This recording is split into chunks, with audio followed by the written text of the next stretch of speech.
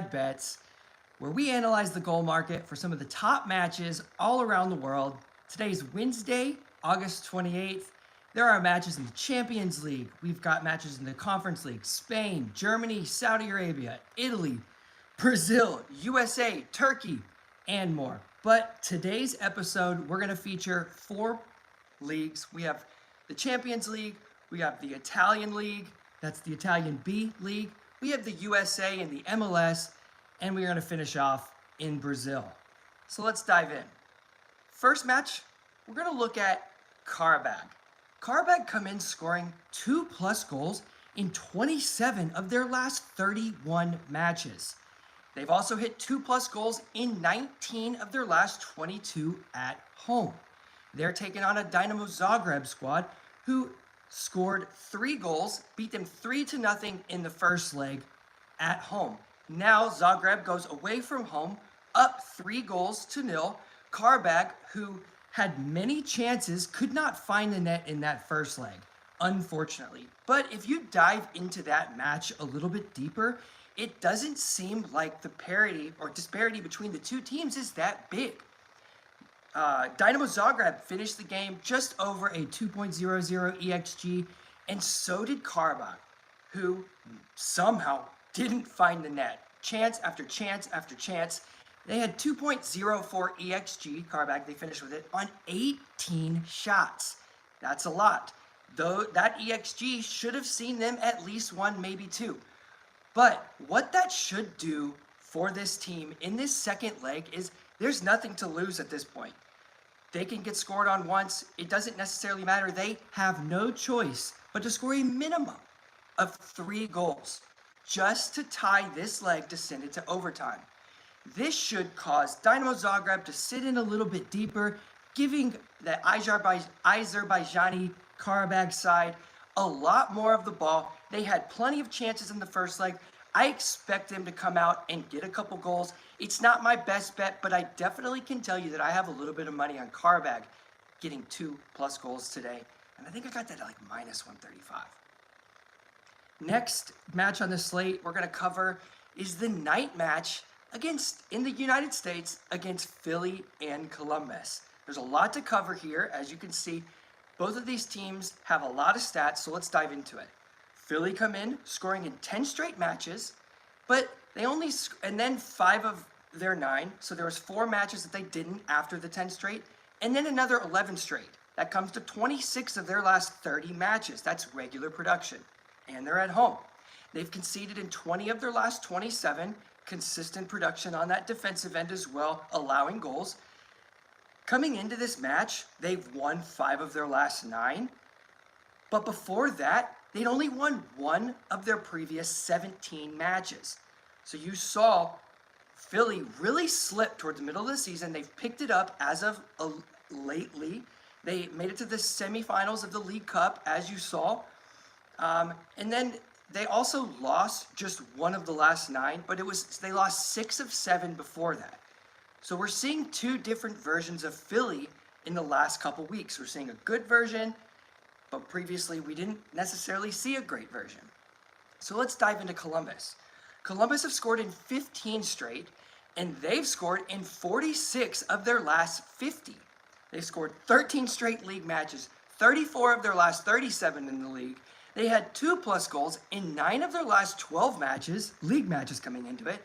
They had 2+ goals in 5 of their 6 League Cup matches that preceded this, which is what they're coming back. This is the first match for these teams post-League Cup. So I don't necessarily think that there's going to be rust per se between the two teams because they've been playing regularly, as you saw. But both teams did play on Sunday night. So there's a possibility that we could see a few tired legs. I don't necessarily know what that could entail between these two teams. But in all likeliness, it looks like there's going to be goals based on what both teams have been producing lately on both ends. You have Columbus, who's conceded in 16 of their last 21 matches, and that includes 9 of the last 10 when they've played away from home. So you've almost come to expect that Columbus will concede away from home. And then both teams to score, that is hitting all 3 matchups, previous matchups between the two teams. These lines are a bit nuked, The BTTS around minus 225, 230, over 2.5 higher. The parlay is a bit ugly. The over 3 is a bit ugly. You could maybe look into those team totals. Overall, I see goals in this match. I see them from all angles, but all these lines are ugly, so it feels like a stretch on choosing one over the other. So I wanted to highlight these statistics for you, mainly because we also don't know who's going to be in the lineup tonight. Is Columbus going to be fielding their top 11? They just won the League Cup. They've got another game this weekend. They're traveling from only Columbus to Philadelphia, which is a short trip. Shouldn't affect too many things. Michael, I tend to agree with you. Thanks for that in the chat. What Michael said is he's got the Columbus draw no bet at minus 105. Those who have been following me for a long time, they know that I don't like to bet a lot of sides. I tend to find a lot of variance. But if there is one team that I have been sticking with, it's Columbus. Columbus are on a great run of form. They're beating just about every team in the league. However, they really like to concede, especially away from home. They like to pick up late goals. Sometimes it takes them a while to get the kinks worked out, but overall they have the best system, the best ball movement, and the best players of any team in the MLS, not named LAFC. So let me know your thoughts. I saw a couple chats. I'll get to those probably here in a few minutes, but I just wanted to highlight that pretty intensely. Don't really have a good feel on what necessarily, but the Columbus draw no bet, the Columbus over 1.5, the BTTS and over 2.5, the over 2.5, the over 3, all those kind of look like equal options. So maybe one unit split on all 5, that's kind of up to you. It's not a best bet for me, but I will have some money on it when I can confirm that Cucho and De Rossi are leading the attack for Columbus. Next match we have on the slate, headed over to Italy's Serie B. We've cashed in Serie B a couple times this season. We highlighted Serie B yesterday. They've been up and down, but we want to focus on the teams who have been consistent. So let's take a look at the match at Juve Stabia, who's taking on Mantova. Juve Stabia, it's Juvestabia. Juve Stabia scored in 24 of their last 29, and they've conceded in 12 of their last 14. They've hit both teams to score in 12 of their last 14. Mantova have scored in 30 of their last 32 matches. That's insane production. And they've conceded in 14 straight. So you're seeing Mantova consistently concede and consistently score. They've hit both teams to score in 15 of their last 20 matches. Do we think that they're going to be able to score? Yes, we do. They have scored 30 of their last 32, but they've also conceded in 2+ goals in their last 9 of 12. So it's not just one goal that they're conceding multiple goals. And with Juve Stabia not being able to pick up a lot of results, this one sets up like a classic both teams to score scenario. I've got a small bet on it. It's not my play of the day, but it's definitely something that I'm attacking today because of these regular numbers. And I got that at minus 120. And now finally, my favorite match of today, the one I feel that sets apart from all the rest, my play of the day. We're headed to Brazil, Serie A. Well, in Brazil right now, we have a team, Criciúma, Criciúma. That was a tough one. Criciúma, who have scored in 17 of their last 19, they've also scored in 20 of their last 22 league matches, and 26 of their last 27 home league matches. Regular production, especially when they're at home. They've also conceded coming into this match in 20 of their last 21 matches. That's above 95%.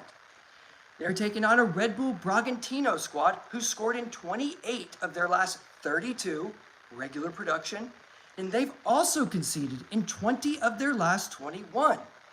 But they've conceded 2+ goals in 6 of their last 8. So Bragantino's been a team that we've kind of become to expect to see find the net. It all depends on, are they going to concede? And in 20 of their last 21, that's regular production. Away from home, you kind of expect that Bragantino should be conceding given their record. And then you look at this matchup history. The last time they played one another, both teams to score hit. I got this number at -110, and that's again at Brazil's Serie A.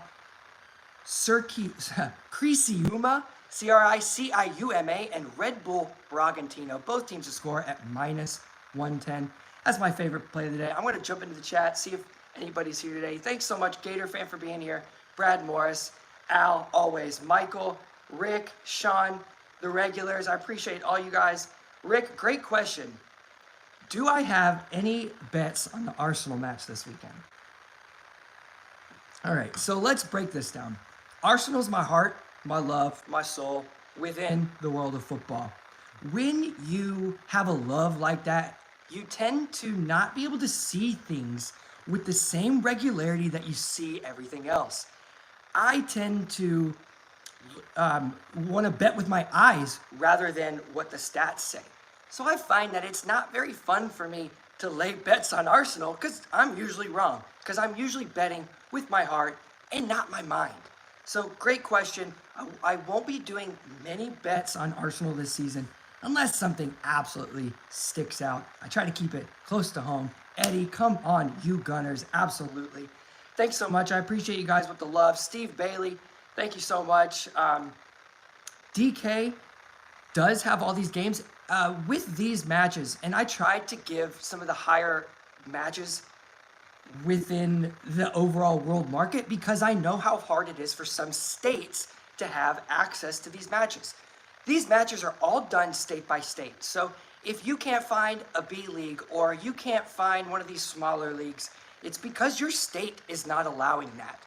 But also, DK has one of the widest variety of matches available, and so does MGM. If those two don't have it, you're probably limited by your state. Something that you want to reach out through socials, which is what I've done before, and I did for a long time in Tennessee, in order to get Chinese basketball many years ago. Those who follow me know, love Chinese basketball.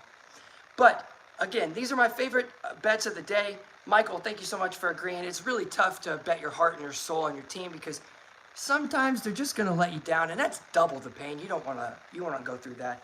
But again, we'll have our episode. We'll be back tomorrow with a number of matches for the league. And on Fridays, we're going to try to take a look at not only Friday, but maybe a few matches into the weekend. So come back on Thursday and Friday. Let's go over all these top matches. And once again, I just want to thank you guys for being here at the third episode of Shots on Target with your host, Brad Betts, where we really focus on all these top matches throughout the world from a goal-scoring perspective. Like, share, subscribe, and I'll see you guys tomorrow.